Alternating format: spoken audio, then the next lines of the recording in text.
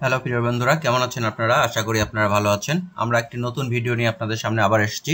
আমাদের আজকের ভিডিওর বিষয়বস্তু হচ্ছে প্রাইস লেভেল বা প্রাইস লিস্ট। তো প্রাইস লেভেল বা প্রাইস লিস্ট আমরা যদি করতে চাই তাহলে প্রথমে আমাদেরকে যেতে হবে ফিচারে। তার জন্য আমাদেরকে কোম্পানি অপশনে ক্লিক করতে হবে। কোম্পানি অপশনে ক্লিক করার পরে আমরা যদি ফিচারে যাই, এখানে ফিচার থেকে আমাদের এই অপশনটা ইয়েস করে নিতে হবে। সেটা হচ্ছে এনাবল প্রাইস লেভেল। এটাকে যদি আমরা ইয়েস করি এবং সেভ করে দিই, তাহলে এটার একটা অপশন আমাদের চালু হবে হচ্ছে ক্রিয়েট অপশনের মধ্যে। এখন নতুন একটা অপশন চালু হলো এখানে প্রাইস লেভেল। প্রাইস লেভেল সেই সব কোম্পানির জন্য মেনটেন করতে হয় যেসব কোম্পানির প্রাইস ফিক্সড করা থাকে এবং চেঞ্জ করার সাধারণভাবে কোনো অপশন দেয়া থাকে না ইউজারদের জন্য। তো প্রাইস লেভেলে আমি যদি যাই তাহলে আমি প্রাইস লেভেল সিলেক্ট করতে পারি। যেমন আমি যদি বলি ডিলার, ডিস্ট্রিবিউটর, রিটেলার এরকম, অথবা এ ক্যাটাগরির ডিলার, বি ক্যাটাগরির ডিলার, অথবা গ্রুপ এ, গ্রুপ বি। আমি যদি এখানে গ্রুপ লিখি,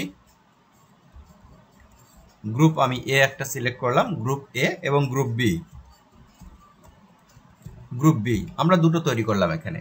এই দুটোর মধ্যেই আমরা দেখব আমরা এখানে অনেকগুলো গ্রুপ ক্রিয়েট করতে পারি। এটা করার পরে আমরা যখন কোনো লেজার ক্রিয়েট করি, সেই লেজারে আমাদেরকে কিন্তু মেনশন করতে হবে যে তার গ্রুপ কে কোন গ্রুপে আমাদের থাকবে। যেমন আমি যদি লেজার ক্রিয়েট করতে যাই, এখন আমি যদি লিখি এ বি সি ডি, আমি যেহেতু এ বি সি নামে আমার একটা লেজার আছে, ওইটাকে বাদ দিয়ে আমি করছি এ বি সি ডি। আমি যদি সানডে ডেটরের আন্ডারে ওকে রাখি, আমি সানডে ডেটর সিলেক্ট করলে কিন্তু আমার এখানে নতুন অপশন যেটা যুক্ত হয়েছে সেটা হচ্ছে ও কোন গ্রুপের আন্ডারে, ও গ্রুপ এ অথবা গ্রুপ বি। আমি করলাম এখানে গ্রুপ এ, ওকে সিলেক্ট করলাম আমি। এরপরে আমরা আরো একটা লেজার করব, এক্স ওয়াই কে কে কে এল এম এন নামে আমরা একটা লেজার ক্রিয়েট করলাম। ঠিক ওনাকেও আমরা গ্রুপ বিতে দিলাম। গ্রুপ বি এবং গ্রুপ এর মধ্যে আমরা একটা ডিফারেন্স রাখবো। আমাদের যে প্রোডাক্টগুলো থাকবে সেই প্রোডাক্টগুলো গ্রুপ এ যদি হয় সে যে প্রাইজে পাবে, গ্রুপ বি সে প্রাইজে পাবে না, সে একটা ভিন্ন প্রাইজে পাবে। তো চলুন, আমরা তার জন্য কিন্তু আমাদেরকে কয়েকটা আইটেম থাকতে হবে। আমরা যদি দেখি, আমরা আইটেম 1 এটা আমরা সিলেক্ট করলাম পিস হিসেবে। আমরা যদি ধরি এটা 1000 পিস আমাদের কাছে আছে, 100 টাকা দাম। ঠিক আবার একটা আইটেম আমি ক্রিয়েট করলাম, সেই আইটেমটা হচ্ছে আইটেম 2। এটা আমাদের কাছে আছে হচ্ছে 2000 পিস, আমি ধরে নিলাম 2000 পিস, এবং এটার দাম 200 টাকা করে।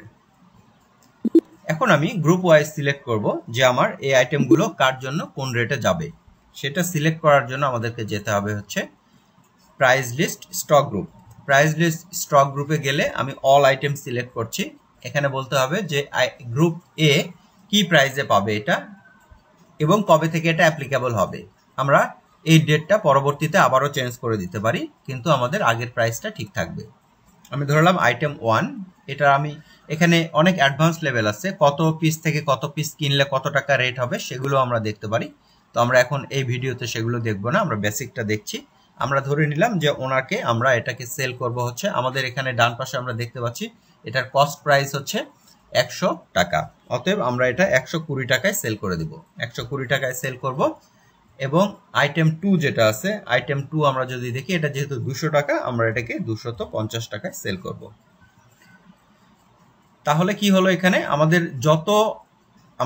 ডিলার থাকবে, এ ক্যাটাগরির ডিলার, তারা যখনই আইটেম 1 পারচেস করবে তখন তারা 120 টাকা রেটে পাবে, এবং যদি আইটেম 2 পারচেস করে তাহলে কিন্তু 250 টাকা রেটে পাবে। এভাবে আমি এটাকে সেট করে নিলাম। সেভ করছি আমি এটাকে। এরপরে আমি সেভ করব হচ্ছে আইটেম, সব আইটেম একই থাকবে গ্রুপের জন্য। এবারে আমি সিলেক্ট করছি আইটেম 1। যারা বি ক্যাটাগরির আমাদের ডিলার, তারা যখন কিনবে, তারা আইটেম 1 কিনবে হচ্ছে 130 টাকা রেটে, এবং আইটেম 2 যেটা আছে সেটা আমরা ধরে নিলাম 260 টাকা রেটে।